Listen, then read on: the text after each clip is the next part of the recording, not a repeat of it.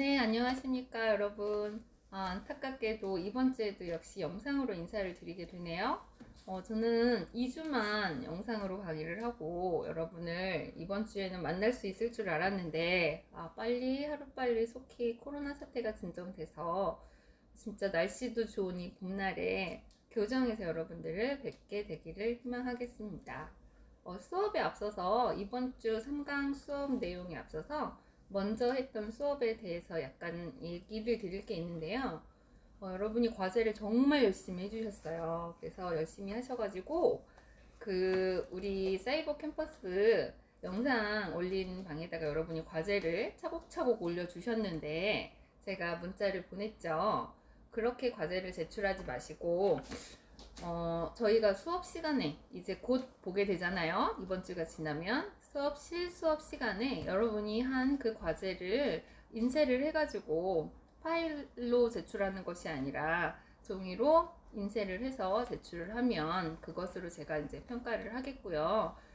또 오늘 역시도 동영상 강의와 함께 과제가 나갑니다. 그러니까 여러분은 총 3가지 과제를 저한테 제출을 하시면 되겠죠. 그래서 수업에 나올 때 우리가 이제 강의실에서 만날 때 3개의 숙제와 또 하나 교재를 출력해서 오시면 되는데요. 교재는 지금 제가 영상을 올려드리는 여러분이 이제 영상을 보게 되는 그 방의 자료란에 교재를 올려놓겠습니다. 그래서 오실 때는 교재를 파일을 다운을 받아서 인쇄를 해서 가지고 오시면 그게 한 학기 동안의 교재가 되는 것이고요. 여러분이 따로 도서를 구입하거나 하지 않으셔도 되니까 여러분의 편의를 위해서 올려드리는 것이니까 꼭 갖고 오시기 바랍니다. 교재가 없으면 제 수업은 거의 다 진단과 함께 이제 작성을 하는 그런 위주의 수업이기 때문에 교재가 없으면 사실상 수업을 할 수가 없어요. 그리고 여러분이 저희 강의 계획서를 클릭해서 보시면 아시겠지만 저는 좀 이례적으로 기말고사, 중간고사의 비중보다 수업 태도 점수가 40%예요. 평가 기준에서. 네, 그러니까 그냥 수업 잘 듣고 바른 태도로 잘 듣고 교재를 잘 가지고 와서 참여만 잘 하면 여러분들이 좋은 평가를 받을 수 있을 것입니다. 그래서 평상시에 태도가 모인 것이 결국은 사람이 되는 거거든요. 그러니까 특별하게 어느 날 갑자기 성공을 하는 것이 아니라 그 사람의 평상시가 곧 그 사람의 인생이 되는 거예요. 그러니까 여러분이 이 수업 시간에서도 작은 시도나마 평상시에 잘해서 여러분의 삶이 계속 잘 이끌어질 수 있는 그런 걸 배워본다고 생각하고 교재를 꼭 준비하시기 바랍니다. 이번 주 3강의 수업 내용은 시작하겠습니다. 바로 OK그램이라는 내용인데요. OK그램은 지난번 2강 때 저희 뭐 했죠? 네, 열심히 공부한 학생들은 바로 떠올릴 수 있을 텐데 바로 시간의 구조화라는 수업을 했습니다. 그 시간의 구조화를 만든 에릭 번 박사는 직업이 뭐였을까요? 예, 열심히 공부한 학생들이 또 바로 대답을 할 텐데요. 에릭 번 박사는 한평생 자신을 찾아온 환자들을 내담하면서 그들에게 도움을 줄 수 있는 여러 가지를 고민했던 훌륭한 정신분석 학자였습니다. 그래서 캐나다의 정신분석 학자였던 에릭 번은 자신을 찾아오는 어딘가 아프다고 이제 고통을 호소하는 마음이 아픈 사람들을 쭉 보면서 하나의 패턴이 있다라는 것을 발견했죠. 건강하던 사람도 정상이라고 생각하던 사람도 뭔가 환경에 의해서, 일에 의해서, 주변 관계에 의해서 시간의 균형이 깨지게 된다면, 시간이 한쪽으로 몰리게 되고 한쪽으로 심하게 편중하게 되면 뭔가 어떤 히스테리가 나타나고 짜증이 나타나고 우울이 나타나게 되는 거구나. 그래서 사람이 이 신체 에너지, 한번 생겨난 이 에너지를 시간을 통해서 잘 균형 있게 쓴다면 그것만으로도 건강해질 수 있구나 라는 것을 알게 됩니다. 그래서 그것을 이론화한 것이 바로 시간의 구조화 이론이었고, 오늘 OK그램 역시도 에릭 번 박사가 만든 이론인데요. 긍정지수 OK그램이라는 것은 본인에게 혹은 타인에게 내가 내 안에 스스로에 갖고 있는 그런 기본적인 태도, 긍정적인 태도와 외부에 갖고 있는 긍정적인 태도 지수를 어느 정도 되는지 객관화시켜 본 그 테스트 진단지를 만들었어요. 에릭번. 네, 교수님. 그런데 이거 긍정 지수를 알아서 어디다 쓰죠?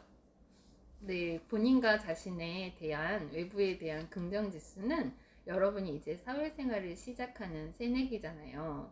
새내기로서 자기가 어느 부분에 편중됐는지를 먼저 점검할 수 있다면 내가 밖으로 걸어나가는 여러분의 진로를 개척해 나가는 데 있어서 훨씬 안전한 상태로 출발을 하게 될 수 있는 거죠. 나는 몰랐어. 내가 가지고 있는 것에서 이게 만약에 운동화라고 한다면 내 운동화에 무슨 문제가 있는지도 모르고 신고 막 나가는 거죠. 산을 오르겠다고 나가봤더니 끈도 풀려져 있고 밑도 너덜너덜 떨어져 있고, 그러면 산을 제대로 오를 수가 없겠죠. 부상을 입을 수도 있고 중간에 포기를 할 수도 있습니다. 근데 나가기 전에 다행히 보게 되는 거야. 꼼꼼히 살펴봤더니 신발끈도 이쪽 저쪽 다 막 헐렁헐렁 풀려져 있고 밑도 너덜너덜해. 그러면 어떡해? 다시 묶을 수도 있고 붙일 수도 있고 아니면 다른 걸로 뭐 바꿔서 신을 수도 있고 여러 가지 안전장치를 할 수 있을 것 아니겠습니까? 그래서 우리는 지금 나에 대해서 한번 객관적으로 나를 들여다보는 거예요. 그래서 이런 부분은 이렇게 개선을 하면 좋겠구나, 이런 부분은 보강을 하면 좋겠구나, 준비된 상태로 외부에 나가게 된다면 지피지기는 백전백승. 꼭 나에 대한 내용도 아니고 이제 타인에 대한 이해조차도 넓어지겠죠. 그래서 이 시간에 OK그램 진단지를 여러분은 테스트를 하게 되겠습니다. 테스트를 하는 데 있어서의 주의사항만 간단히 말씀드리고 바로 수업을 할 텐데요. 자, 여러분은 파일로 출력받은 OK그램 진단지를 보는 즉시 한 문항당, 많이 길지 않죠? 한 문항당 10초에서 15초 정도만 짧게 생각하시고 바로 여러분이 문항을 읽고 그렇다고 생각하는 것을 그 여러분이 받은 진단지의 네모 중에 가장 튀는 까만 것, 그 안에다가 적는 거예요. 네, 혼자 튈 때는 거기에 쓰라고 튀는 거거든요. 그러니까 다른 데 쓰지 마시고 그 네모칸 안에, 튀는 네모칸 안에다가 그렇다 3점, 종종 그렇다 2점, 많이는 아닌데 그럴 때도 있어, 때때로. 그러면 1점, 절대 안 그런데 0점. 그렇게 한 문항 읽고 점수 쓰고 한 문항 읽고 점수 쓰고 그렇게 점수를 쭉쭉쭉 써나가는 거예요. 그리고 나서 마지막에 맨 밑에 칸에다가 세로로 더합니다. 제 얘기가 많이 어렵지는 않죠.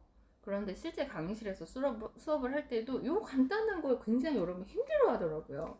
읽고 네모칸에 답 쓰고 읽고 네모칸에 답 쓰고 다 쓴 다음에 어떻게 하라고?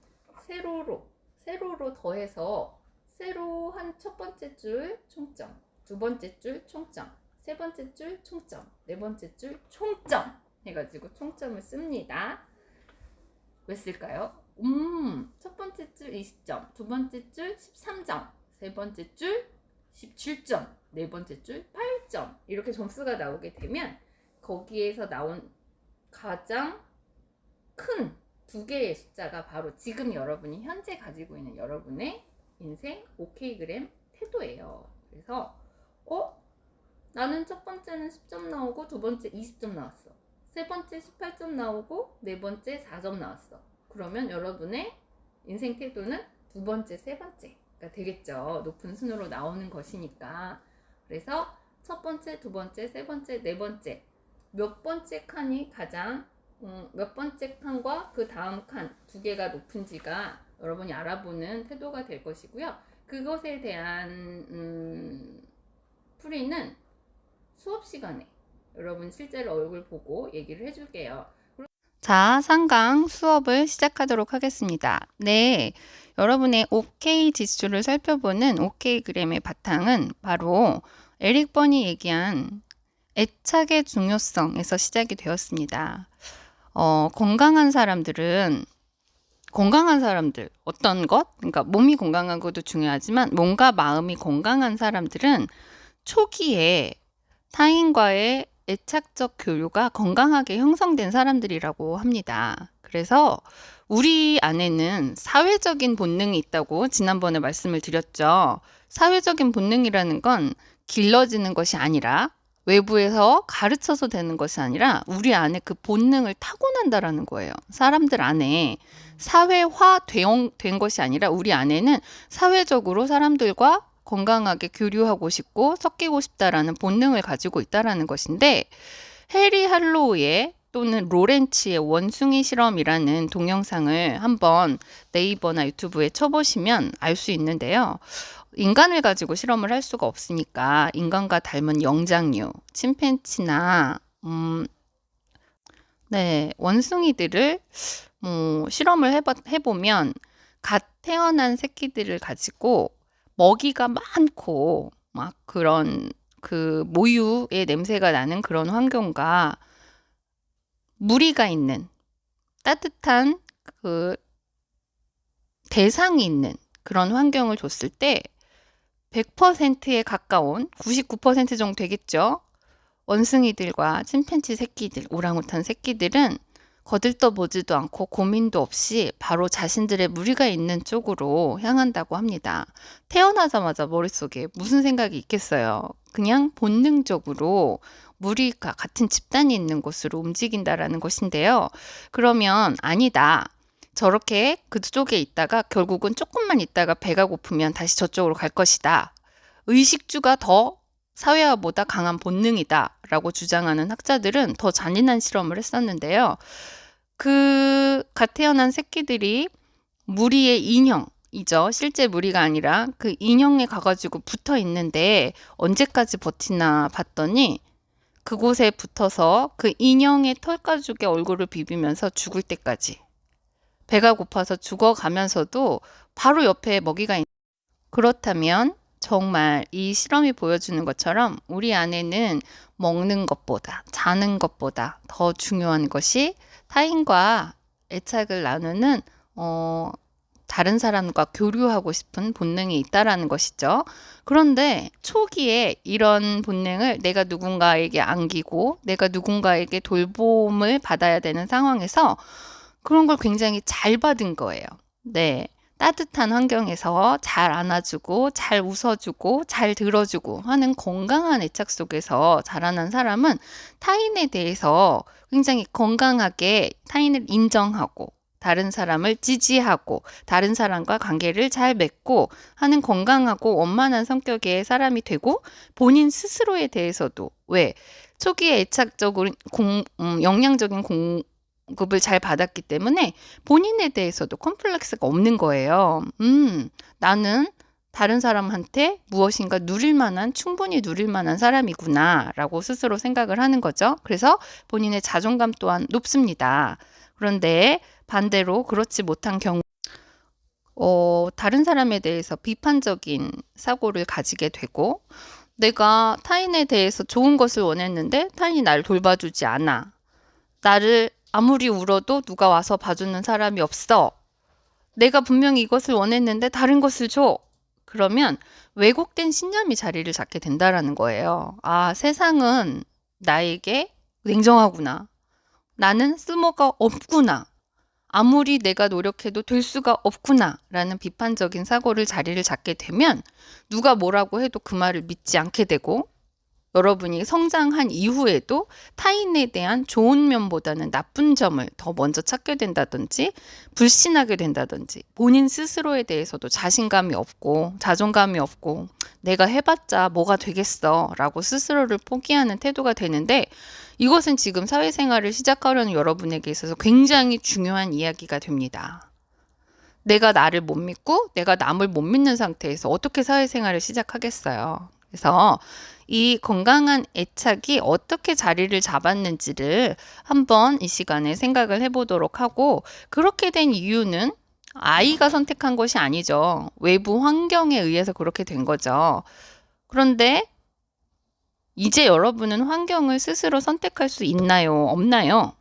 네, 선택할 수 있습니다.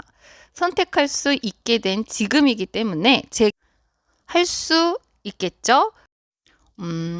환경에 의해서 타인과의 관계 맺기가 잘 이루어지지 않은 사람, 다른 사람에 대한 두려움과 공격하고 싶은 그런 성격이 강한 사람들, 또 자신에 대해서 지나치게 부풀려진 확신이 많은 사람들이라던가 본인의 능력에 대해서 의심하고 늘 회의감에 차 있는 그런 태도는 외부 환경에서 형성된 것이기 때문에 지금 이제 대학에 들어온 법적으로 성인인 여러분은 얼마든지 이것을 재결단할 수 있고 다시 확립할 수 있습니다. 그래서 오늘 오케이그램으로 여러분이 지금 현재의 태도를 다시 진단하게 된다면 이것의 의의는 진단으로 끝나는 것이 아니라 부족한 부분, 부정적인 부분에 대해서 다시 스스로 여러분이 생각해서 개선할 수 있다라는 것, 그게 가장 멋진 이 수업의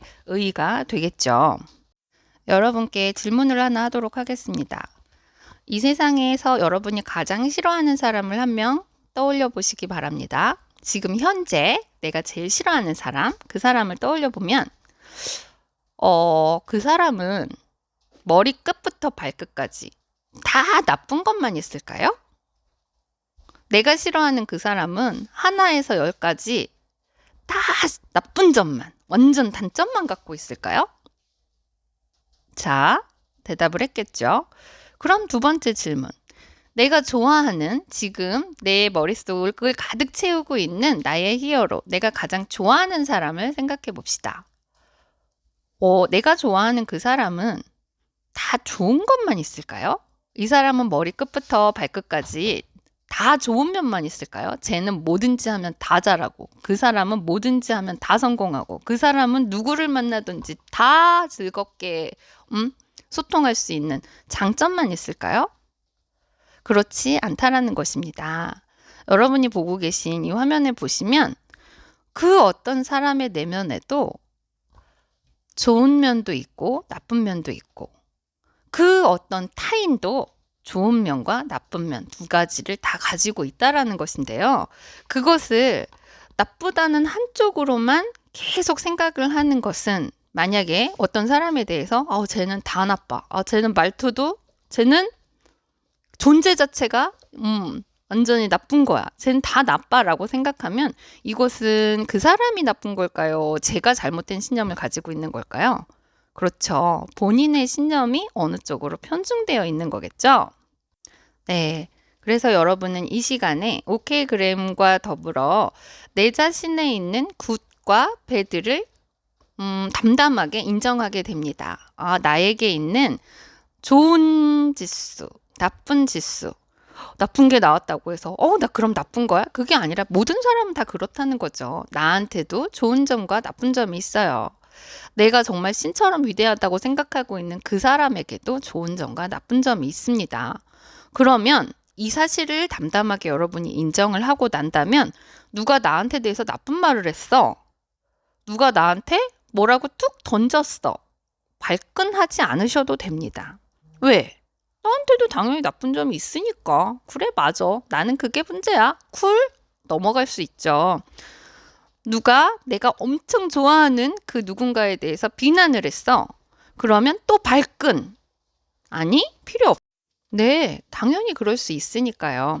하지만 그게 이제 너무 집요하다거나 너무 막 필요 이상으로 과하다고 한다면 중간에 이제 한두 마디 정도는 얘기할 수 있겠지만, 내가 모든 것에 대해서 받아들일 수 있고 타인에 대해서도 인정할 수 있는 마음이 준비가 된다면, 여러분은 그렇게 작은 것에 막 집착해서 자신을 비난하지 않아도 되고, 타인의 작은 것 때문에 용서하지 못해서 그 사람을 공격하지 않아도 되는 아주 부드럽고 나이스한 일상을 살 수 있겠죠.